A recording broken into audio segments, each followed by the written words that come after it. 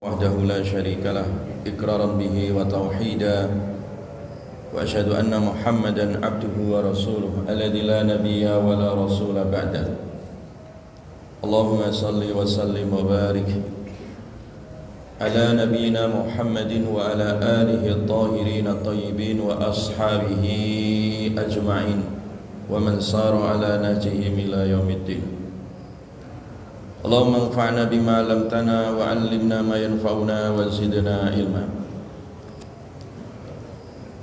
Amma ba'du, jamaah sekalian yang diberkahi oleh Allah Subhanahu wa taala, alhamdulillah dengan izin Allah kita kembali hadir di majelis Syama'il, majelis cinta Rasulullah sallallahu alaihi wasallam, majelis untuk belajar meneladani kehidupan baginda Rasulullah sallallahu alaihi wasallam.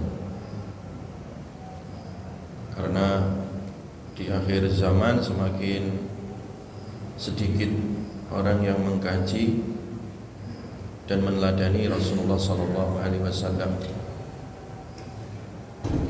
Karena dulu sunnah-sunnah Nabi itu datang di tengah-tengah masyarakat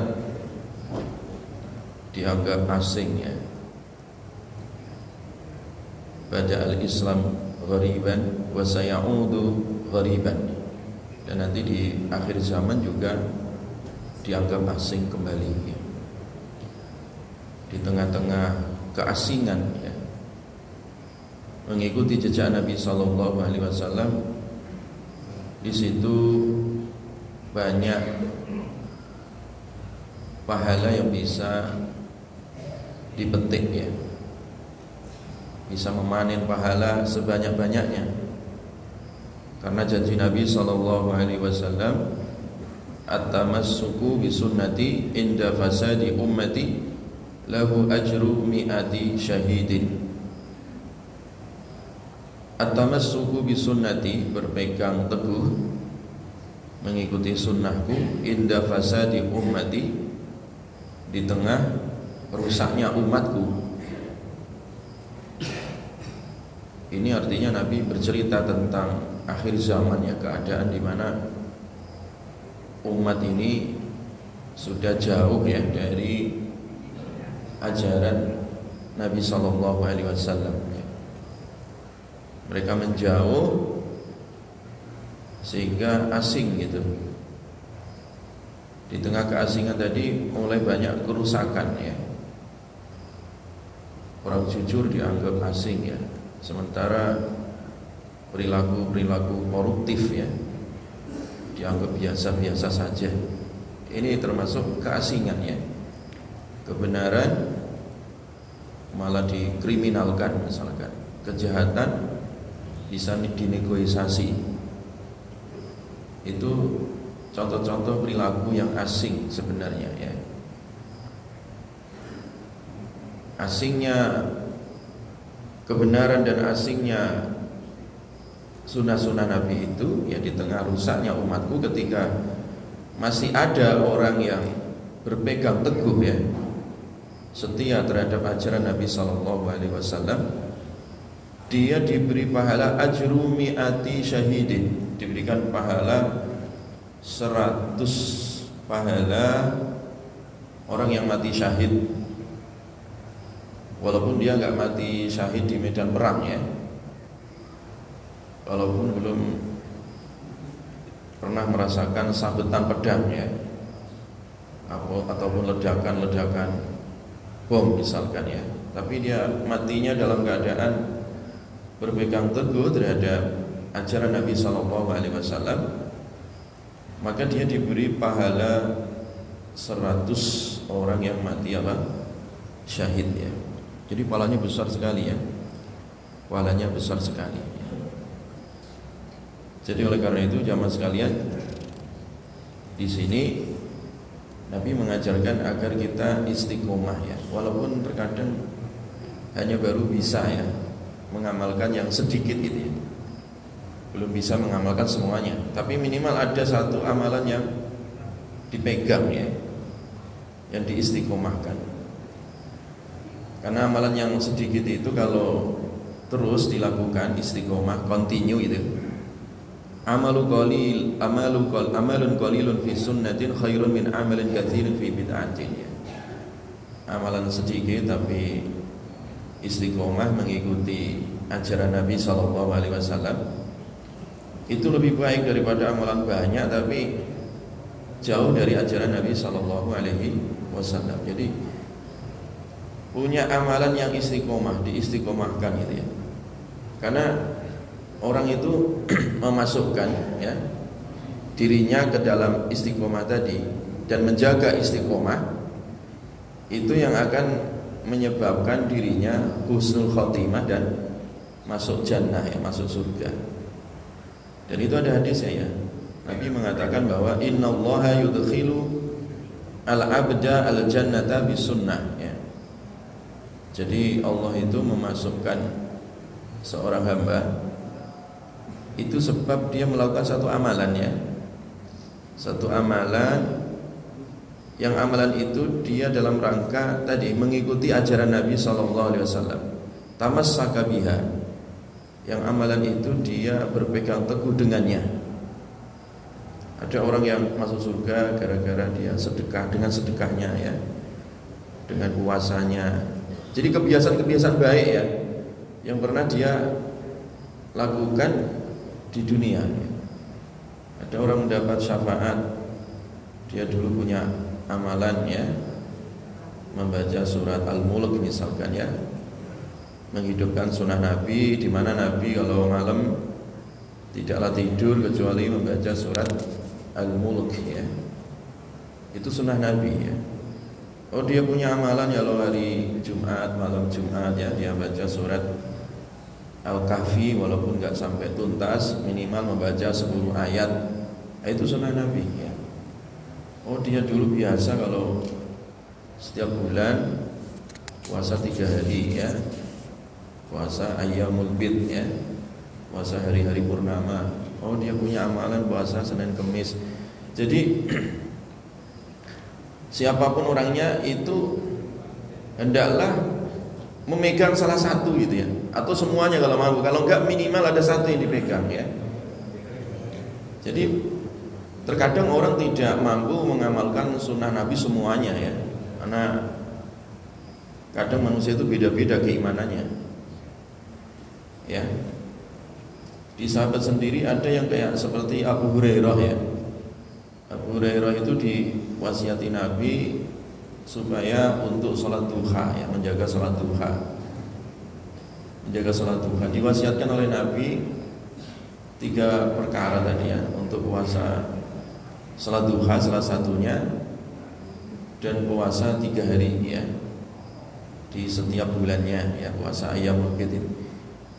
Nah Abu Hurairah itu mengatakan sampai mati ya, jadi sampai akhir hayat itu beliau menjaga ya, dan sahabat yang lain menceritakan kisah itu ya. Jadi artinya sahabat juga ketika dia mengamalkan satu sunnah Nabi itu dijaga sampai mati itu. Walaupun tidak semua sunnah Nabi ya, karena ada juga sahabat seperti Ibnu Mas'ud. Sahabat Ibnu Mas'ud itu jarang puasa sunnah, jarang ya. Tetapi beliau banyak membaca Qur'annya gitu. Ketika ditanya, wahai sahabat Ibnu Mas'ud, kenapa jarang puasa sunnah? Iya, saya lebih banyak mengkhatamkan Al-Quran. Karena kalau saya lagi puasa nanti baca Qur'annya lemah katanya kan ini. Jadi memang ada orang yang bisa mensinkronkan, mengadukan antara puasa sekaligus mengkhatamkan Quran. Ada yang hanya mengkhatamkan Quran saja. Ada yang hanya puasa tapi khatam Qurannya tidak. Nah itu manusia itu beda-beda gitu ya. Tapi ada satu amalan yang apa? Diistiqomahkan gitu. Ya, diistiqomahkan. Contoh misalkan ya, orang sholat tahajud. Sholat tahajud itu kan bisa 11 rakaat, 13 rakaat. Tapi kalau nggak mampu, kalau itu merasa berat ya, karena kerja dari pagi sampai petang nanti capek misalkan ya, bangun aja agak susah, berusaha minimal dilatih 2 rakaat saja dulu gitu ya, witirnya 1 rakaat misal, tapi dia istiqomah gitu. dia istiqomah terus, nggak pernah ninggalkan misalkan. Nah itu lebih baik daripada dia tahajud sekali 11 rakaat atau 13 rakaat tapi besoknya kapok gitu ya. Nah besoknya berhenti. Nah ini yang nggak bagus. Makanya menjaga ajaran Nabi, amalan-amalan sunnah itu ya, amalan sunnah itu kalau dia continue, dia akan dimatikan dengan amalan itu dan dimasukkan surga dengan amalan itu ya. Jadi oleh karena itu tadi ya, Nabi SAW mengingatkan kita harus punya tadi ya, pegangan ya, pegangan. Ada amalan-amalan sunnah yang kita kerjakan. Banyak itu amalan sunnah itu banyak sekali ya. Kalau bisa melakukan semuanya, alhamdulillah ya. Tapi kalau belum bisa melakukan semuanya, minimal pilih satu ya, atau salah satu ya, yang itu diistiqomahkan, entah dalam bentuk zikir atau wirid atau sedekah atau baca Quran atau puasa sunnah atau apa saja, itu banyak sekali. Contoh puasa saja banyak, puasa Senin Kemis. Ada yang malah istiqomah puasa Daud seumur hidup. Ada yang istiqomah menjaga 3 hari. Ya, ada yang nggak bisa menjaga puasa sunnah tetapi dia punya amalan lain ya. Khatam Quran sebulan sekali. Nah itu juga sunnah Nabi. Iqra'ul Quran fi syahrin ya. Khatamkan Quran setiap sebulan sekali gitu. Itu sunnah Nabi. Ada yang bisa menjaga gitu 1 hari 1 juz. Istiqomah seumur hidup ya. Dan ada yang nggak bisa, nggak pernah khatam, tapi dia ya hanya istiqomah baca qul huwallahu ahad, tidak pernah khatam Quran. Ya tetap umatnya Nabi gitu. Di antara sahabat juga ada ya, sahabat itu dia kalau sholat cuma bacanya qul hu saja gitu. Tidak ada yang lain yang dibaca, qul hu saja. Qul huwallahu ahad, Allahu samad. Baik sholat sunnah apa saja yang dibaca qul hu gitu. Ya. Diprotes sama temannya, kamu ini bacanya qul hu saja. Dilaporkan kepada Nabi sallallahu alaihi wasallam. Ya kenapa Anda kok baca qul hu terus, kata Nabi? Karena saya mencintai Allah, katanya. Di dalam surat qul huwallahu ahad itu kan ada sifat nama-nama Allah, nama dan sifat Allah yang itu adalah induk dari semua tauhid di situ. Kalau engkau benar kamu dicintai oleh Allah Subhanahu wa taala. Jadi artinya itu ya, para sahabat itu mereka itu punya amalan-amalan tadi ya, menjaga sunnah Nabi sampai mati itu. Walaupun masing-masing sahabat itu juga berbeda-beda ya. Karena umat Nabi itu berbeda-beda juga. Ya. Kemampuan dan keistiqomahannya itu masing-masing berbeda.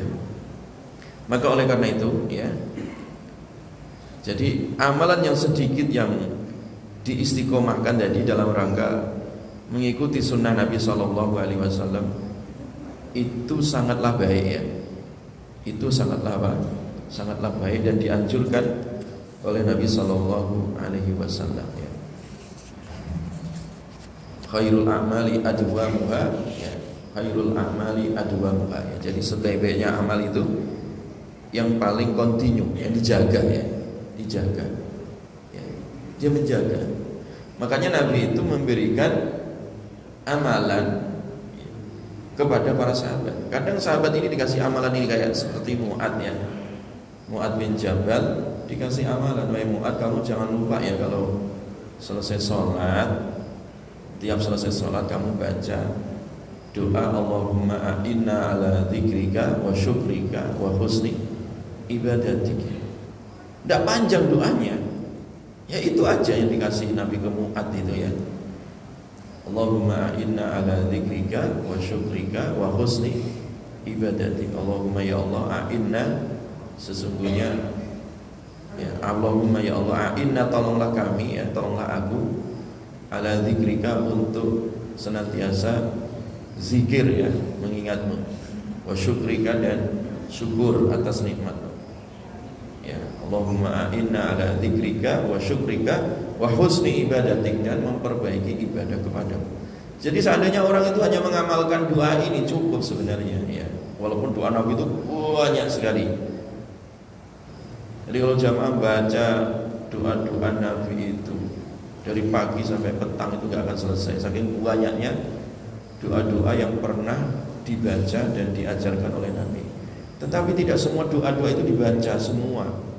Ya, masing-masing sahabat itu yang baca doa ini, doa ini, doa ini. Tapi kalau seandainya kita membaca semuanya juga silahkan itu, ya, dianjurkan. Tapi kalau mampunya hanya 1, 2, 3 misalkan, dan dijaga, nah itu lebih baik ya, dan itu lebih baik. Artinya ketika seseorang itu punya istiqomah daripada hanya baca sekali seumur hidup, lebih baik membaca terus, continue gitu. Dan itu keistimewaan ya umat Nabi ya. Makanya Imam Asyuti rahimahullah itu ketika ditanya di dalam Al-Quran ya, Allah mengutamakan Nabi Adam ya, sampai saking utamanya Nabi Adam, malaikat saja disuruh sujud, disuruh hormat sama Adam. Sementara di dalam Al-Quran terkait dengan Nabi ya, itu malaikat hanya disuruh bersolawat. Innallaha wa malaikatahu yusalluna 'alan nabi ya. Nah, Imam Suyuti rahimahullah ditanya, afdal mana Nabi Muhammad dengan Nabi Adam katanya. Dijawab Imam Suyuti, ya afdal Nabi Muhammad, karena Nabi Muhammad adalah sayyidul anbiya wal mursalin ya. Pemimpin dari para nabi dan rasul ya. Nabi-nabi yang jumlahnya ada 124.000, para rasul yang jumlahnya di 313, itu Nabi sebagai kepalanya, sebagai sayyidnya, sayyidul anbiya wal mursalin ya. Tapi kenapa kok hanya perintahnya bersolawat, sementara malaikat sampai disuruh hormat sujud itu?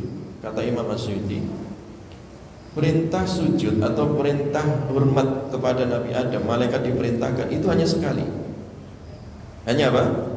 Sekali aja itu. Setelah itu tidak. Tetapi perintah untuk sholawat itu kontinu sampai kiamat. Malaikat juga bersolawat kepada Nabi sampai kiamat. Innallaha wa malaikatahu yusalluna 'alan nabi. Jadi amalan kontinu tadi ya, bagaimana perintah sholawat itu tanpa batas waktu dan terus ya, sepanjang waktu. Itu dalil keutamaan Nabi dan keutamaan umat Nabi, karena Nabi Muhammad dan umat Nabi SAW itu diperintahkan ketika beramal itu tidak hanya sekali itu, tapi continue ya, berulang kali, dan itu dijaga terus. Nah, itu jawaban Imam Asyuti rahimahullah. Jadi memang menjaga tadi ya, menjaga rutinitas ya, atau wirid gitu ya, wirid. Ketika wirid itu dijaga, wirid dalam arti itu zikir, bertasbih, bertahlil, bertahmid, atau wirid dalam arti dia punya amalan sosial itu. Ketika dijaga, dia akan dimasukkan surga dengan amalan itu. Walaupun dia punya amalan yang lain ya. Dia punya spesialisasi amal itu ya. Ada seorang sahabat itu tidak banyak sholat sunnah, tidak banyak puasa sunnah. Dia hanya menjaga yang wajib-wajib saja. Tetapi ada satu amalan yang menjadi spesialisasi dia, yang itu tidak dilakukan oleh sahabat yang lain. Suatu ketika Nabi sedang kumpul-kumpul ya bersama para sahabat itu, tiba-tiba Nabi mengatakan, tunggu ya, sebentar lagi ada calon penghuni surga ke sini katanya. Tentunya Nabi itu diberikan wahyu gitu ya. Sahabat yang hadir, yang sedang bermajelis itu penasaran, ini siapa ini orang nih, masih hidup kok dijanjikan masuk surga. Ini siapa orangnya? Ini amalannya apa gitu? Ya. Jadi sampai perawi hadisnya itu nggak kenal namanya, jadi nggak viral nama sahabat ini. Orang biasa gitu, nggak terkenal Abu Bakar, Umar, Utsman, Ali, enggak. Sampai nggak disebut namanya siapa ini sahabat. Nggak dikenal, orang biasa gitu, biasa banget. Ya. Dia datang sendal sambil masih basah wudu, ya masuk gitu. Ya. Nah, ini orangnya kata Nabi. Jadi sahabat yang lain nggak ngerti namanya itu. Siapa ini orang biasa kok dijanjikan masuk surga. Malahnya apa ini orang ini? Jadi sahabat yang lain itu penasaran amalan orang ini apa. Besoknya lagi, ya, hari kedua, Nabi mengatakan yang sama. Ya, ketika para sahabat itu sedang kumpul-kumpul, ya, bentar lagi datang nih penghuni surga katanya. Nah, para sahabat penasaran lagi. Wah, siapa lagi ya? Dikira ada orang lain gitu. Ternyata orangnya sama. Nah, kemarin lagi orang ini. Hari yang ketiga, jadi 3 hari berturut-turut berarti ya. Nabi mengatakan yang sama. Bentar lagi datang loh penghuni surga. Ditunggu dikira ada orang lain selain bapak kemarin. Ternyata sama. Orangnya ini aja gitu. Artinya ini orang nggak dianggap istimewa gitu loh. Nggak ada istimewa di mata masyarakat gitu. Biasa gitu. Amalannya standar gitu sama orang lain itu sama gitu ya. Ya tidak ada kelebihan yang menonjol itu nggak ada. Makanya karena penasaran itu ada sahabat yang bernama Abdullah bin Amr bin As ya. Itu minta izin Nabi ingin meneliti orang ini. Nah, dia ingin melakukan penelitian. Ini amalnya orang apa sih? Kok Nabi sampai menjanjikan ia masuk surga. Abdullah bin Amr bin As gak tanya Nabi sih. Dia langsung penasaran, pengen ketemu langsung dan nginep langsung di rumahnya. Ngineplah 3 hari 3 malam. Gak tanggung-tanggung gitu. Nginep 3 hari 3 malam. Karena memang kalau tamu itu ya, tamu itu maksimal 3 hari ya. Jadi kalau mau nginep itu 3 hari ya. Itu memang batasan. Tamu itu 3 hari nginep ya. Kalau nginep di rumah ya. Ngineplah dia di rumah selama 3 hari 3 malam. Diperhatikan, tidak ada yang istimewa amalannya. Tidak ada yang istimewa. Bahkan Abdullah bin Amr bin As melihat sahabat yang lain lebih istimewa gitu dari sisi amalan. Ketika pamitan pulang, ketika hendak pulang pamit, kesimpulan penelitian, jadi kesimpulan penelitian Abdullah bin Amr bin As, sahabat ini nggak punya amalan istimewa, gitu. Kesimpulannya. Jadi kalau orang bikin kesimpulan skripsi ini udah kesimpulannya nggak ada istimewa, biasa, ya nilainya biasa. Sampai Abdullah bin Amr bin As bertanya, Bapak ini amalannya apa sih katanya? Saya nggak melihat yang istimewa. Kata si bapak tadi, iya betul, Anda betul, memang gak ada yang istimewa amalan saya. Ya standar biasa-biasa aja gitu. Ya. Walakinni la ahsidu ahadan. Ya. Tetapi aku punya satu amalan katanya. Jadi sahabat ini setelah banyak belajar dari Nabi itu, yang dijaga itu satu amalan. Ya. Yang lainnya biasa lah ya, yang paling dijaga gitu. Yaitu aku tidak pernah menyimpan dendam sama orang gitu. Jadi kalau dia dimarahin orang lah, dibully orang, dengki sama orang, misalkan didengki, diiri ya, itu dia nggak pernah memasukkan dalam hatinya itu ya. Jadi nggak pernah memelihara rasa benci sama orang, itu nggak ada gitu. Nggak pernah memelihara hasud ya, hasad ya, dengki terhadap nikmat orang lain. Wah, ini baru Abdullah bin Amr bin As baru ketemu. Nah ini tidak semua orang bisa ini. Ini yang istimewa katanya. Jadi dia sahabat ini itu amalannya biasa gitu ya. Tetapi ada satu sunnah yang itu ajaran Nabi supaya tidak hasud, itu dia jaga betul gitu. Ya, dia jaga betul. Karena hasud itu kan bisa merusak amal ya, kayak kayu bakar Ya, kayak api bisa membakar kayu gitu ya. Jadi ludes amalan kalau orang itu hasut hatinya ya. Kalau hatinya itu dengki, iri, dendam sama orang itu, amalannya bisa ludes ya, seperti api melalap kayu bakar ya. Nah sahabat ini, karena saking takutnya dia hasut sama orang itu, walaupun dia tersakiti itu nggak pernah menyakiti orang lain gitu. Artinya nggak balas dendam gitu loh, nggak pernah iri sama nikmat orang. Itu sederhana kelihatannya ya, tetapi ini butuh apa ya? Butuh proses panjang itu untuk belajar supaya nggak benci sama orang, supaya nggak iri, supaya nggak dendam ya, supaya belajar memaafkan. Ini kan sunnah Nabi, tapi jarang orang yang menjaganya. Ada orang yang mengamalkan sunnah itu hanya sampai tenggorokan saja gitu, tampilannya sunnah, tapi dendamnya sama orang itu nggak karu-karuan, suka musuhin orang gitu. Ya, beda jamaah nggak mau ikut salam gitu loh. Bencinya sama jamaah lain, bencinya sama orang lain. Itu mengamalkan sunnah tapi sampai tenggorokan saja gitu, nggak masuk dalam hati. Ya. Jangan sampai kita itu tampilannya sunnah tetapi hatinya nggak sunnah gitu. Sunnah hanya sampai di tenggorokan saja, dan itu banyak di akhir zaman. Ya. Dan Nabi memberikan warning ya. Nanti di akhir zaman itu ada orang itu sampai hafal Quran tapi Qurannya itu sampai di tenggorokan, menjaga sunnah tapi sunnahnya sampai di tenggorokan saja gitu. Ya. Kelihatannya gitu ya, kelihatannya nyunnah, sunnah, tapi hatinya nggak sunnah. Sunnah itu nggak masuk dalam hatinya gitu. Masih dendam, dengki sama temannya ya, dengki sama jamaah lain, dengki sama yang bukan dengan kelompoknya misalkan. Jadi malah justru terjadi fanatisme kelompok ataupun golongan. Jadi oleh karena itu jangan membonsai sunnah ya.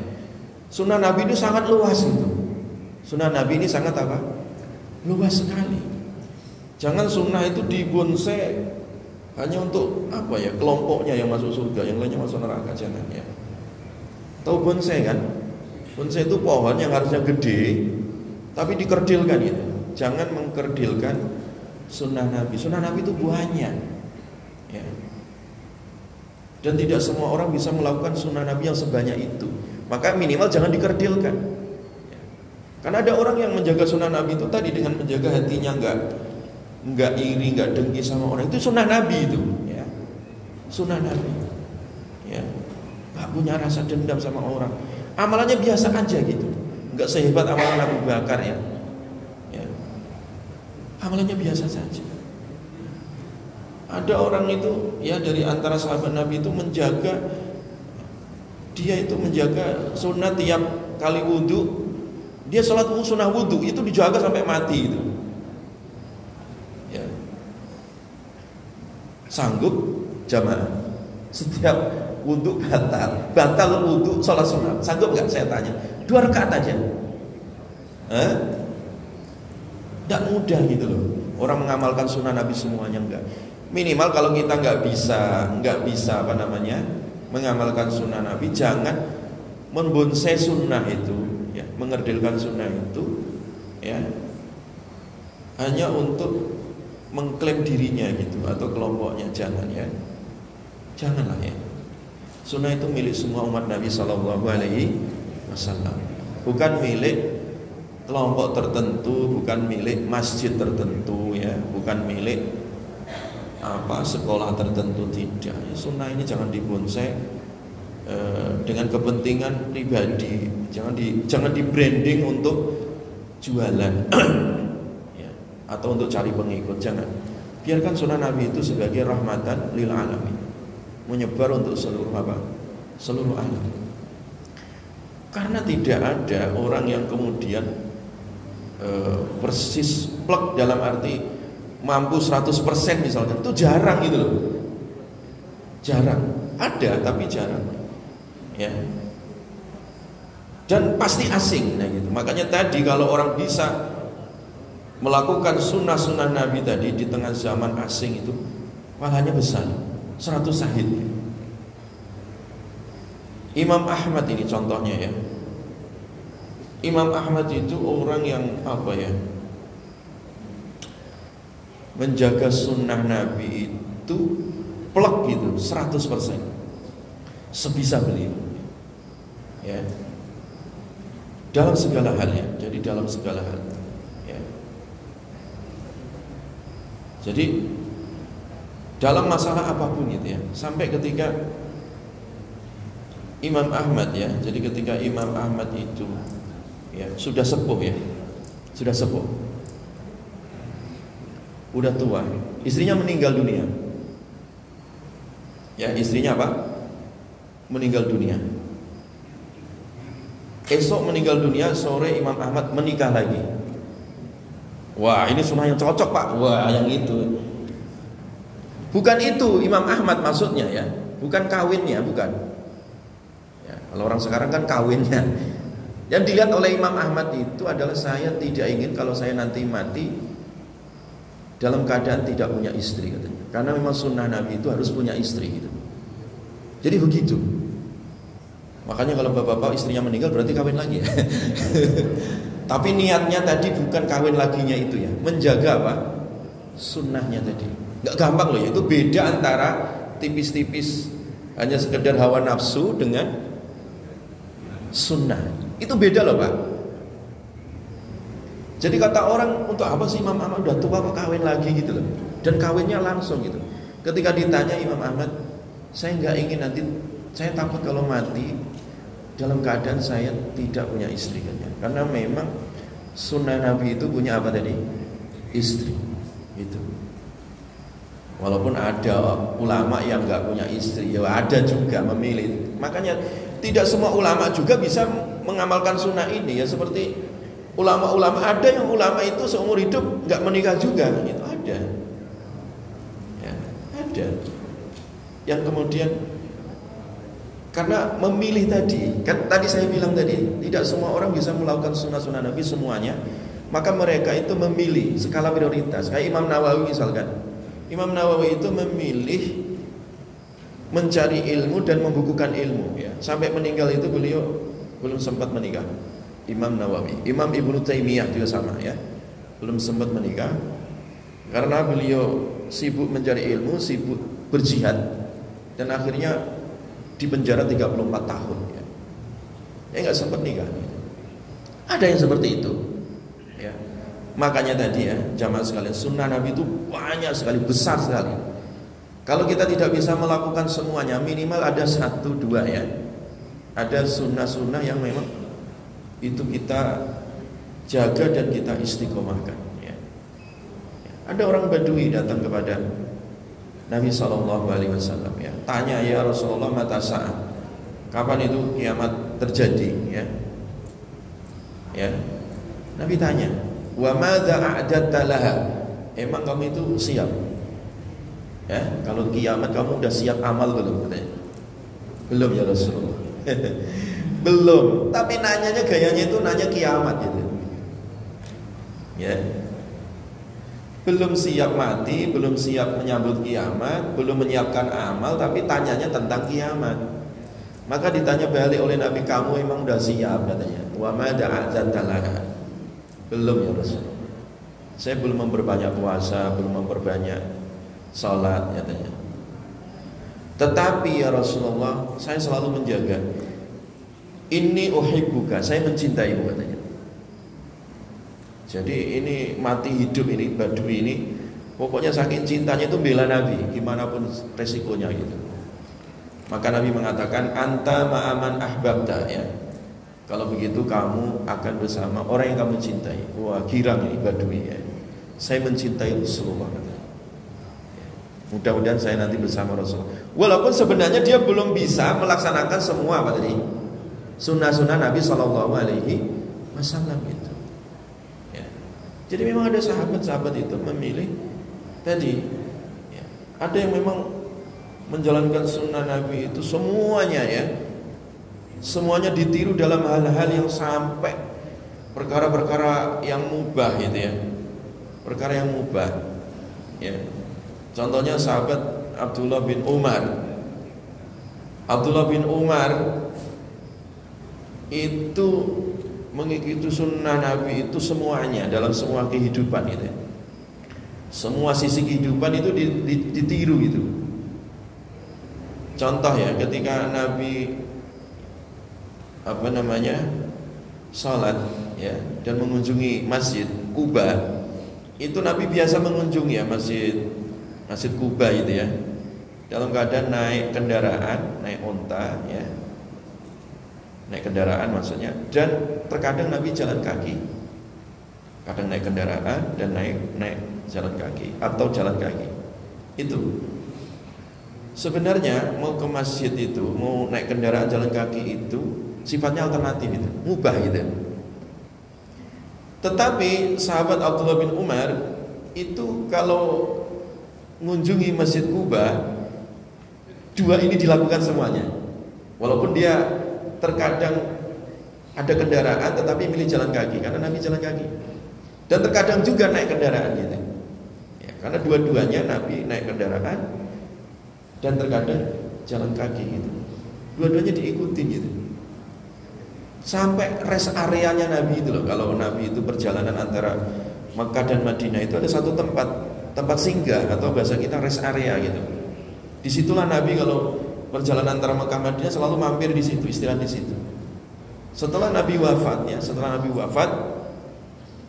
sahabat Abdullah bin Umar ini, kalau beliau berpergian antara Mekah Madinah selalu mampir di tempat itu. Nah, istilah orang istirahat di rest area mau di kilometer mana saja, itu kan mubah ya, terserah kita, terserah. Tetapi saking cintanya kepada Nabi SAW, hal-hal yang sifatnya apa tadi? Mubah, itu dikerjakan. Jangankan yang sunnah tadi, yang mubah itu sahabat kerjakan itu ya. Jelas saja mas sekalian ya. Jadi itulah warna-warni apa? Umat Nabi Sallallahu Alaihi Wasallam ya. Jamaah sekalian yang diberkahi oleh Allah Subhanahu wa Ta'ala. Jadi sekali lagi, semakin ya, jadi kaedahnya ya, teorinya ya, kaedahnya itu semakin kita mencintai Nabi Sallallahu Alaihi Wasallam ya, itu semakin banyak ya apa yang kita contoh dari Nabi Sallallahu Alaihi Wasallam. Sama ya kayak orang itu kalau dia suka misalkan ya, suka hiburan itu misalkan suka sesuatu ya, dia suka misalkan suka nonton apa misalkan ya, satu tontonan misalkan suka sepak bola, dia itu pasti akan mengikuti semua itu, mau di mana tayang di mana, mau ini pertandingan di mana, itu dia akan ikut terus itu, karena senang gitu ya. Sama kalau orang itu senang dengan Nabi, itu dia akan semakin penasaran gitu. Oh, Nabi punya sunnah ini, dia akan ikutin gitu. Kenapa? Karena cinta gitu. Kan orang indikator orang kalau mencintai itu kan dia banyak menceritakan, banyak melakukan ya, dan banyak meniru kan gitu kan. Kalau orang itu apa? Mencintai. Makanya kita ya, diperintahkan untuk mencintai Nabi Sallallahu Alaihi Wasallam di atas cinta-cinta yang lain ya. Ya, bahkan melebihi daripada cinta kepada kedua orang tua kita ya. Qul in kana aba'ukum wa abna'ukum wa ikhwanukum wa azwajukum wa ashiratukum ya, katakan wahai Muhammad, jika bapak-bapak kalian, anak-anak kalian, saudara-saudari kalian, pasangan-pasangan kalian ya, istri atau suami kalian ya, wa ashiratukum ya, keluarga kalian, wa amwalun iqtaraftumuha ya, harta kalian yang kalian usahakan ya, wa tijaratun takhshawna kasadaha, dan perniagaan ya, dagangan kalian ya, yang kalian khawatir kalau itu bangkrut, wa masakinu tardaunaha, tempat tinggal yang kalian merasa berada di zona aman di situ, kalian ridho dengannya, ahabba ilaikum. Jadi pernak-pernik aksesoris dunia ini, mulai dari aksesoris keluarga, aksesoris harta, ya kan, aksesoris perniagaan, ya kan, aksesoris tempat tinggal, ya, dunia lah gitu ya. Kalau kalian itu lebih cinta mereka katanya, ahabba ilaikum minallahi wa rasulih, lebih kalian cintai daripada Allah dan Rasulnya, wa jihadin fi sabili, dan jihad di jalannya, ya. Fatarabbasu, tunggulah, ya. Tunggu kehancurannya gitu. Artinya kehancuran keimanan gitu kalau kita mengalahkan kecintaan kita kepada Nabi, ya. Dan mendahulukan kecintaan terhadap pernak-pernik, ya, aksesoris dunia tadi. Maka tidak akan mungkin, ya, imannya sempurna, ya. Jadi kalau kita ini masih mendahulukan aksesoris pernak-pernik dunia tadi, ya, daripada Nabi SAW, itu nggak akan pernah mencicipi manisnya iman, ya. Tidak akan sempurna imannya itu. La yu'minu ahadukum hatta akuna habba ilaihi min waladihi wa walidihi wan nasi ajmain. Jadi kaidahnya tadi, ya, tidak sempurna, ya, kalian tidak sempurna imannya sampai aku, kata Nabi, aku lebih dicintai daripada anaknya, orang tuanya, manusia sejagat, ya, wan nasi ajmain. Tidak akan sempurna itu. Dan ayat tadi juga At-Taubah 24 juga menjelaskan tadi tidak sempurna, ya, keimanan seseorang itu sampai mendahulukan Nabi di atas aksesoris pribadinya, ya, di atas aksesoris dunianya, ya. Maka oleh karena itu tadi, kenapa harus ada kajian-kajian seperti ini? Ini dalam rangka untuk motivasi saja sebenarnya, mengingatkan kita, menghidupkan kecintaan kita kepada Nabi, ya. Majelis cinta Nabi SAW ini penting. Karena apa? Karena manusia itu tadi lebih banyak memilih aksesoris dunia tadi, lebih memilih nyaman, ya, dengan tempat tinggal, ya, akhirnya meninggalkan masjid, ya. Lebih nyaman dengan apa, hartanya, ya, sehingga gigih, tidak mau berjuang, ya. Makanya mereka itu tidak akan pernah mendapati manisnya keimanan, ya. La yadzuqu halawatal iman, ya. Jadi tidak akan pernah mendapati manisnya apa? Keimanan. Jamaah sekalian yang diberkahi oleh Allah Subhanahu wa taala, ya. Dan tadi, ya, ketika orang tadi itu dia belajar, ya, untuk mencintai Nabi sallallahu alaihi wasallam, ya, dan dia jaga itu, ya, rasa cinta itu dia jaga dan dia pelihara, ya, maka endingnya, ya, akhirnya itu orang tersebut akan bersama Nabi sallallahu alaihi wasallam. Man ahabbani kana ma'i fil jannah, ya. Siapa yang mencintai aku, maka dia akan bersamaku di surga, ya. Karena almar'u man ahabba, ya. Karena manusia itu bersama orang yang dicintai, ya. Kalau kita mencintai Nabi sallallahu alaihi wasallam, ya, kita akan bertemu, ya, bersama Nabi nanti di surga. Itu janji Rasulullah sallallahu alaihi wasallam tadi, ya. Bahkan, ya, ada kelak, ya, di akhir zaman itu, di tengah-tengah zaman yang rusak tadi, itu saking cintanya kepada Nabi, ya, saking cintanya kepada baginda Nabi sallallahu alaihi wasallam, itu kalau seandainya aku ada, katanya, masih hidup, itu dia akan mendatangiku dengan mengajak seluruh keluarganya, gitu. Biasanya kalau orang itu cinta, ya, misalkan dia cinta di satu majelis taklim, gitu, ya, itu kan dia nggak akan berangkat sendiri, anaknya diajak semua, gitu, ya.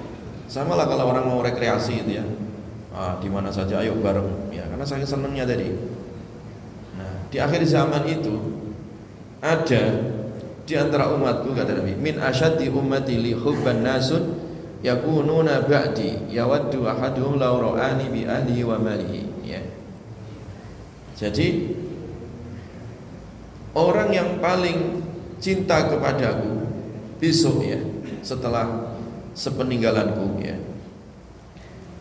itu cirinya, ya, ada di antara mereka itu yawaddu ahaduhum, mereka ingin, ya, di antara mereka itu ada orang itu lau ra'ani, seandainya ia, ya, ingin melihatku, bisa melihatku bi ahlihi, dengan membawa keluarganya, wa malihi, dan hartanya, ya. Itu, ya. Jadi memang di sepanjang zaman ini, ya, sepanjang zaman sampai kiamat itu pasti masih ada tersisa ya orang-orang yang memang cintanya kepada Nabi Sallallahu Alaihi Wasallam itu ya diungkapkan dalam segala bentuk tadi. Bahkan diungkapkannya tadi itu seandainya dia bisa mendatangiku, bagaimanapun caranya ya, dan dibawa itu keluarganya dan walaupun mengorbankan seluruh hartanya ya. Jadi seperti itu jamaah ya. Jadi bagaimana kecintaan ya, kecintaan kepada Nabi Sallallahu Alaihi Wasallam itu diekspresikan dalam bentuk sikap. Nah, sikap yang paling menonjol jamaah adalah kita menghadirkan tadi ya kebiasaan ataupun ajaran yang itu biasa dilakukan oleh Nabi Sallallahu Alaihi Wasallam. Nah, itu bukti kalau kita mencintai Nabi ya. Jadi kalau bukti kita mencintai Nabi Sallallahu Alaihi Wasallam, kita mencintai sunnah-sunnah Nabi ya. Kita mencintai apa yang pernah dilakukan Nabi, ya sudah. Kalau Nabi cinta anak yatim, kita cinta anak yatim ya. Kalau Nabi itu suka makan pakai tangan kanan, kita makan pakai tangan kanan ya. Nabi nggak pernah nabok istrinya, ya kita jangan nabokin istrinya. Nah, itu sunnah Nabi ya. Jadi sunnah Nabi itu sangatlah luas ya, seluas samudra tadi.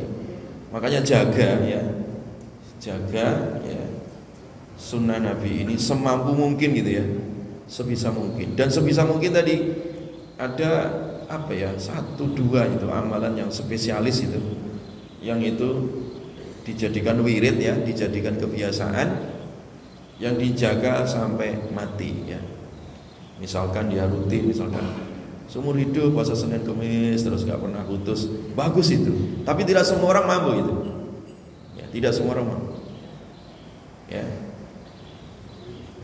Atau dia nggak mampu Senin Kamis tapi dia menjaga yang 3 hari saja, bagus itu.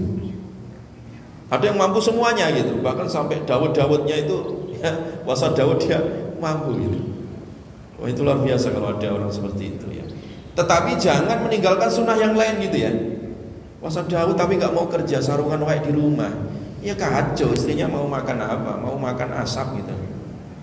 Itu namanya mengamalkan sunnah, meninggalkan sunnah yang lain. Ya keliru. Ya kalau mau puasa Daud yang kerja jalan, puasa jalan gitu. Jangan kemudian punten absen ya, nggak masuk kantor karena hari ini saya puasa Daud. Ini kacau ini. Ngamalin sunnah tapi meninggalkan sunnah yang lain. Nah, sunnah yang lain itu apa? Disiplin. Iya kan? Kerja yang amanah itu sunnah Nabi gitu loh. Ya. Rajin sholat duha tapi rajin naboi istrinya juga mengamalkan sunnah, meninggalkan sunnah yang lain. Gak boleh itu ya. Tampilan sunnah tetapi mukanya masam gitu. Iya. Kalau ketemu gak mau senyum.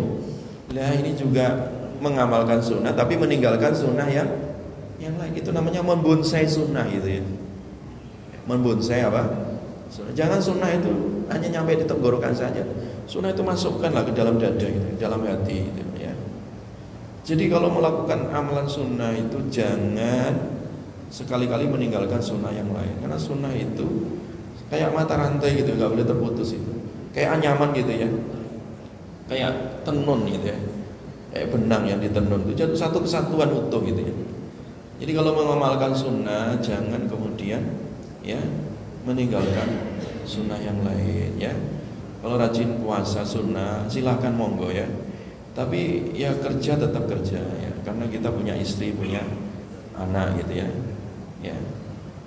Kemudian kalau apa namanya rajin melakukan sunnah ya, ya harus semakin baik sama istri, anaknya, keluarganya gitu. Karena kalau sunnah satu dilakukan, yang lain ditinggalkan, itu ditegur Nabi gitu ya. Sama dulu itu ada sahabat namanya Abu Darda ya. Sahabat Abu Darda itu rajin, kalau setiap hari itu puasa sunnah, bayangkan. Tidak lagi puasa Daud. Kalau Daud kan sehari puasa, sehari buka. Ini Abu Darda setiap hari dia puasa. Dan setiap malam tahajud, gak pernah putus.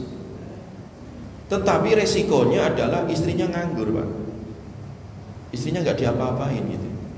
Istrinya kan butuh ke kasur, tempat tidur kan, nggak diapa-apain sama Abu Darda. Akhirnya Nabi mengutus Salman, sahabat Abu Darda itu namanya Salman Al-Farisi, diutus untuk silaturahmi, untuk nasihatin Abu Darda. Salman datang, sengaja Salman nggak mau puasa, ya, disuguhin makanan. Kata Abu Darda, makanlah. Enggak, saya nggak makan. Kalau kamu nggak ikut makan, katanya. Akhirnya Abu Darda membatalkan puasanya. Jadi puasa sunnah itu boleh dibatalkan untuk menghormati tamu, boleh, nggak dosa, nggak boleh. Akhirnya Abu Darda batal itu puasanya, ikut makan. Nah, malam harinya Abu Darda itu setar kalau sholat malam itu dari badan isya sampai subuh, kuat jamaah. Kata Salman, tidurlah. Habis isya disuruh tidur. Jadi kadang sahabat itu nurut sama sahabatnya gitu, nggak nurut sama istrinya tapi nurut sama sahabatnya. Makanya Nabi ngutus Salman ini. Akhirnya habis isya tidur gitu. Nggak biasa gitu. Nah, akhirnya kemudian sepertiga malam dibangunkan, ayo bangun tahajud. Selesai tahajud udah mau subuh, ayo ke masjid. Sambil jalan menuju masjid itu, Abu Darda dinasihatin oleh Salman, ya, ati, ya. Jadi ati nafsaka haqqah, ya. Ati likulli haqqin haqqah, ya. Jadi ati likulli haqqin haqqah, berikan hak kepada yang berhak, gitu. Berikan haknya kepada yang berhak. Ya. Kata Salman, tubuhmu itu ada hak untuk istirahat gitu. Karena Abu Darda nggak pernah istirahat tadi ya. Kalau siang dia puasa sunnah, malam dia tahajud terus sampai subuh. Jadi nggak ada waktu istirahat gitu. Kata Salman, tubuhmu itu ya butuh istirahat, ada hak untuk istirahat. Istirahatlah. Wa inna li ahlika alaika haq. Demikian juga keluargamu, istrimu itu punya hak, ya kan? Untuk ditidurin itu punya hak istri itu, ya kan? Tapi kamu jangan membiarkan istrimu, katanya. Ya. Nah, setelah itulah Abu Darda kembali tadi. Jadi ya itu tadi Abu Darda itu ya kembali ke istrinya lagi, kemudian ke keluarganya lagi. Jadi itu yang dimaksud tadi ya, mengamalkan sunnah tapi jangan meninggalkan sunnah yang lainnya. Jadi harus komprehensif ya. Kalau bahasa kampusnya komprehensif ya. Harus terpadu semuanya gitu ya. Jangan kemudian pilih-pilih, satu diamalkan kemudian satu ditinggalkan, dalam arti itu ya, melakukan satu sunnah tetapi mengabaikan sunnah yang lainnya. Jelas ya jemaah ya. Wallahu a'lam bishawab. Demikian yang bisa kami sampaikan. Mungkin ada pertanyaan, kalau ada yang mau ditanyakan yang kurang jelas, monggo yang mau tanya. Assalamualaikum warahmatullahi wabarakatuh. Pak Ustaz, bagaimana kalau kita punya rezekinya dan sering cintanya kepada Nabi, kita melaksanakan umrah setiap 2 tahun sekali, apakah kita tidak termasuk ria, sedangkan Nabi sendiri melaksanakan umrah ada 3 kali? Itu pertanyaan. Terima kasih Bapak Tukil. Assalamualaikum warahmatullahi wabarakatuh. Waalaikumsalam. Iya. Apakah kalau kita umrah tiap tahun atau tiap bulan ya, itu termasuk sunnah? Iya, sunnah. Kalau mampu. Kalau apa? Mampu. Ya. Karena hadisnya itu al umratu ilal umrah kafaratun lima bainaha. Jadi antara umrah yang satu dengan umrah yang lain itu bisa menjadi penghapus dosa. Ya. Dan Nabi memerintahkan iringi umrah dengan umrah yang lain gitu. Jadi kalau setiap hari umrah pun nggak apa-apa Pak, kalau kita tinggalnya di Mekah Pak. Iya, setiap hari nggak apa-apa kalau mampu ya. Ya kalau kita di Indonesia ya semampunya lah. Kalau memang mampu umrah tiap tahun sekali, ya monggo silakan. Tiap bulan sekali umrah, punya duit, silahkan. Tapi jangan meninggalkan sunnah yang lain, Pak. Punya tetangga kere, miskin, umroh tiap bulan, itu ninggalin sunnah namanya. Lebih baik jatah umroh yang 30 juta itu untuk membantu tetangganya yang mau melahirkan, mau sesar, nggak punya duit, Bapak bayarkan untuk yang mau sesar, itu lebih afdol daripada umroh yang kedua, ketiga tadi ya. Maksud saya gitu ya. Jadi seandainya memang ada orang, Pak, kebutuhan udah tercukupi, tetangganya semua tercukupi semua gitu, ya untuk apa lagi duit nggak kepake, untuk jajan juga makan satu piring saja, dipakai umroh tiap tahun, nggak apa-apa. Tetapi sedekahnya juga tetap jalan gitu maksudnya ya. Umroh tiap tahun pelit sekali gitu ya, ngasih telur aja telur busuk misalkan ya. Itu yang melakukan sunnah tetapi meninggalkan sunnah yang lain. Jadi jangan sampai kemudian kita yang melakukan sunnah Nabi kemudian menyepelekan atau mengabaikan sunnah yang lebih penting gitu ya. Jelas ya Pak ya? Boleh Pak. Jadi kalau kita seandainya umroh tiap bulan, tiap tahun atau tiap 2 tahun sekali, silahkan ya.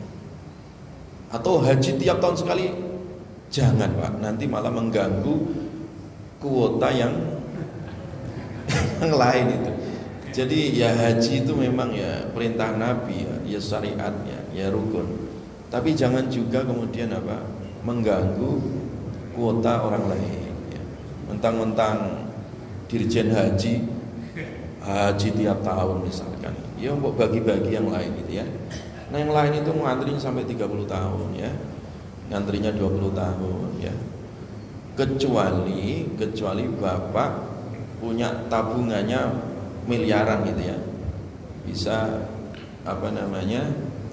ikut haji itu ada reguler yang resmi negara ya, reguler resmi Indonesia, ada yang resmi Saudi itu non kuota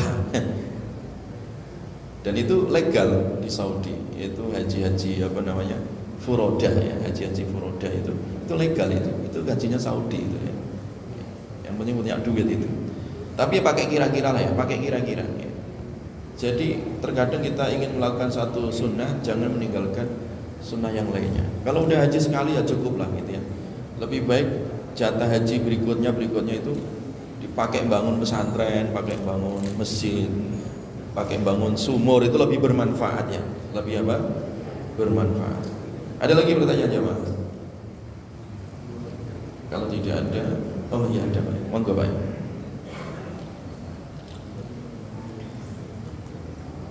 Bismillahirrahmanirrahim. Assalamualaikum warahmatullahi wabarakatuh. Waalaikumsalam warahmatullahi wabarakatuh.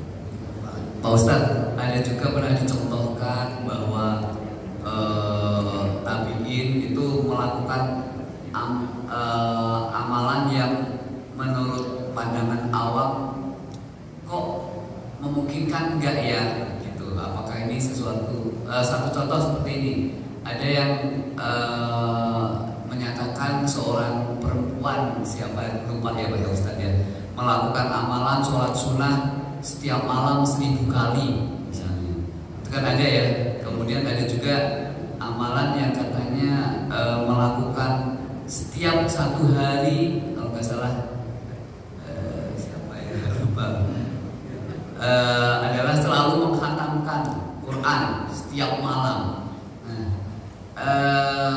Apakah hal tersebut memang benar ataukah itu hanya untuk memotivasi kita? Iya.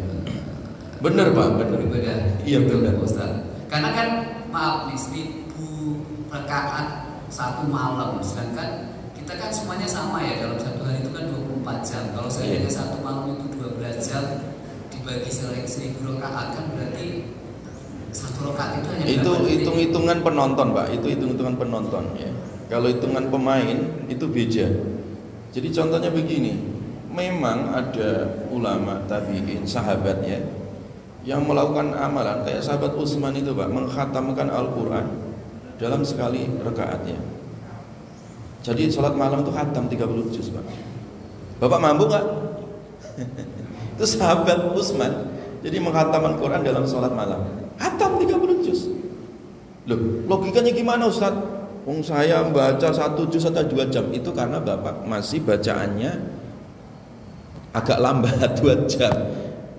Quran itu Pak, kalau orang itu bacaannya lancar, hadir ya, dibaca agak cepat lancar, itu 8 jam itu khatam Pak, 30 juz Pak. Iya, saya sudah bolak-balik muji, kemudian praktek orang-orang yang hafal Quran, ada halaqah, kemudian nyimak santri, sampai ada santri saya itu juga yang hafalannya udah mungkin saya uji 8 jam khatam Pak, 8 jam.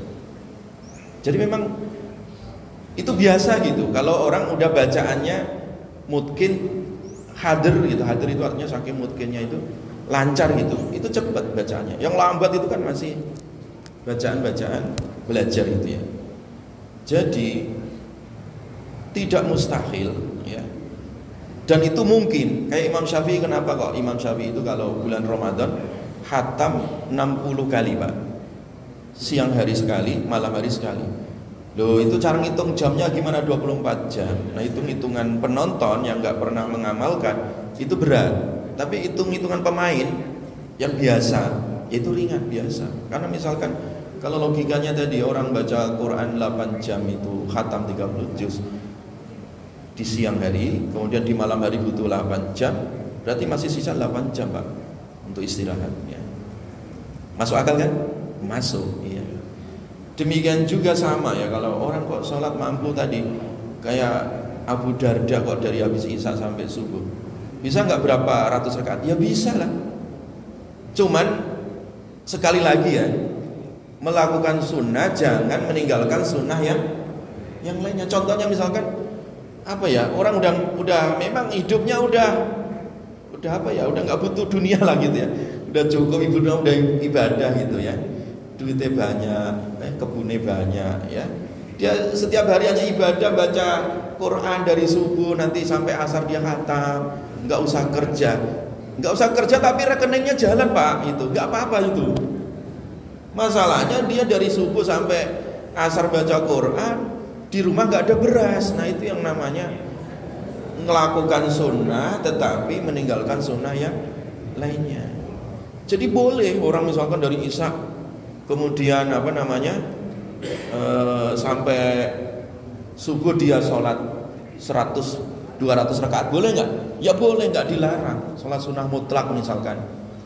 Cuman dikasih catatan kaki, tanda tangan di atas matre dengan istrinya, tanda tangan ya, libur dulu nanti malam. Boleh, istri mengizinkan misalkan ya. Atau apa ya, sudah misalkan badannya sehat, kemudian pokoknya sudah nggak ada tanggungan lah gitu ya, nggak ada yang mempermasalahkan, nggak ada tanggungan ini tanggungan itu, silakan sholat semalam misalkan dari Isya sampai subuh. Kemudian dia punya tugas ini nggak dikerjakan, besok terbengkalai, ya jangan ya. Jadi oleh karena itu ya, melakukan sunnah sekali lagi jangan meninggalkan sunnah yang, makanya masing-masing bisa mengukur apa dirinya sendiri, silakan bisa mengukur sendiri. Jadi makanya Nabi itu membuat semacam apa ya, rutinitas. Ada yang sahabat itu sehari sekali hanya 1 juz, 1 bulan khatam, ada yang 20 hari khatam, ada yang 15 hari, ada yang setiap 7 hari ya, ada yang kayak Utsman tadi setiap malam, malah sahabat Utsman bin Affan ya. Itu masing-masing kembali kepada siapa? Individu ya. Itulah yang disebut dengan fattaqullaha mastata'tum, bertakwalah kepada Allah sesuai dengan apa kemampuan kalian. Ya jangan dicibir yang orang-orang yang tadi mampu seperti itu ya. Dan juga jangan mencibir orang yang hanya melakukannya sedikit tapi istiqomah. Ini dua-duanya baik ya, dua-duanya apa? Baik. Makanya nanti surga itu kan ada 8 tingkat lah, itulah memang skenario Allah sudah seperti itu. Umat ini beda-beda gitu. Jelas Pak ya. Jadi itu selain motivasi itu benar. Memang sahabat tabi'in itu mereka itu ya ibadahnya luar biasa, nggak bisa diragukan. Itu sebaiknya generasi. Itu tadi melakukan sunnah dan tidak meninggalkan sunnah yang lain. Masalahnya sekarang itu, orang sekarang itu kepingin ngamalkan sunnah tapi ninggalin sunnah yang lain, itu masalahnya di situ. Nah harusnya dibalik ya, mengamalkan satu sunnah dan juga menjaga sunnah yang lain. Ya ahli tahajud, ya juga disiplin kerja, disiplin ngantor, ya jujur, ya amanah, begitu loh. Jadi dua-duanya sinkron gitu. Itu namanya apa? Mengamalkan sunnah secara utuh ya, secara komprehensif. Saya kira cukup. Wallahu a'lam. Oh, ada lagi. Nah, terakhir Pak. Waalaikumsalam warahmatullahi wabarakatuh. Ustaz, bagaimana Ustaz kalau mengamalkan sesuatu, contohnya kan banyak yang dilakukan oleh salah orang di Indonesia lah ya, banyak mengamalkan suatu wirid yang diberikan oleh kiainya gitu. Dan itu mungkin apakah ada dasar atau tidaknya, nggak tahu dasar atau tidaknya ada, tapi dia ngamalkan yang diberikan oleh kiainya dan bahkan didawamkan gitu. Nah, apakah itu termasuk sunnah atau seperti apa Ustaz? Iya. Assalamualaikum. Waalaikumsalam. Biasanya orang-orang awam itu dia nggak ngerti dalil, nggak ngerti hadis ya. Biasanya rujukannya ke kiainya atau ke ustadznya gitu, dikasih amalan ini, amalan itu. Kita lihat dulu Pak ya. Kalau amalan itu memang ya ada sunnahnya dari Nabi, silakan diwiridkan terus ya. Misalkan kiainya ngasih amalan, Pak Bu, habis sholat jangan lupa ya baca subhanallah 3 kali, alhamdulillah 3 kali. Itu sunnah Nabi ya. Kalau memang seperti itu nggak ada masalah ya, nggak ada masalah. Misalkan dikasih amalan lagi apa untuk latihan ya. Misalkan biasanya guru itu kan melatih ya.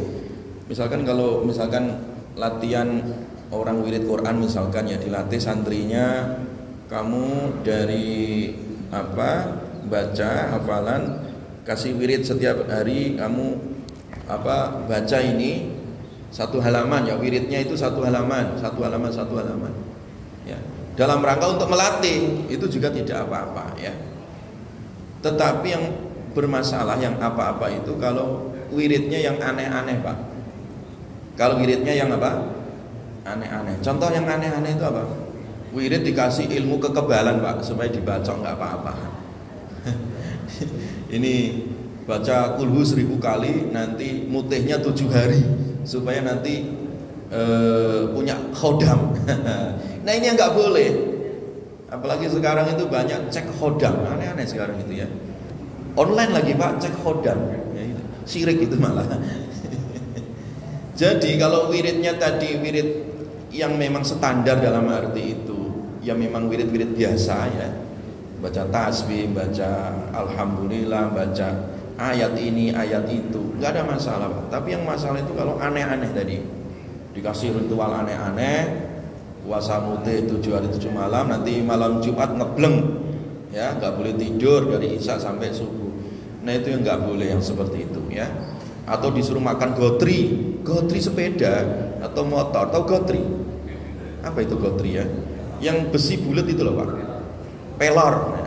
Suruh makan pelor, baca tasbihnya 1000 kali, makan pelor, ya matilah ya. Ya jangan mau kayak gitu, hal-hal yang kayak gitu, yang aneh-aneh Pak, memang ada yang aneh-aneh.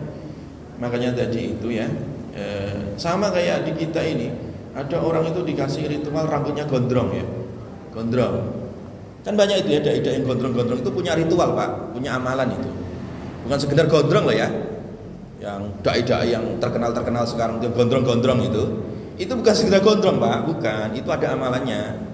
Itu ngerawatnya 3 tahun itu kadang, ngerawat itu nggak makan nasi, nggak makan yang hidup ya, dan tidak makan dari sesuatu yang hidup kayak telur, itu nggak boleh makan. Makanya jagung selama 3 tahun puasa, rambutnya gondrong supaya nanti nggak bisa diputus ya, nggak bisa dipotong, nggak kebal katanya ya. Itu banyak itu di YouTube ya gitu ya. Jadi yang kayak gitu itu jangan diikuti, itu debus namanya ya, namanya debus sih. Amalannya kayak gitu, walaupun namanya apa saja, tidak usah diikutin yang aneh-aneh itu ya, wirid-wirid yang aneh-aneh. Tapi kalau wirid-wirid standar ya, disuruh baca tasbih, disuruh baca alhamdulillah, disuruh baca Quran, disuruh, nggak ada masalah ya, nggak ada masalah. Apalagi kalau dikasih wirid doa-doa dari Nabi tadi, nggak ada masalah ya. Yang masalah itu yang aneh-aneh tadi ya. Wallahu a'lam bishawab. Subhanakallahumma bihamdika asyhadu an la ilaha illa anta astaghfiruka wa atubu ilaik. Assalamualaikum warahmatullahi wabarakatuh.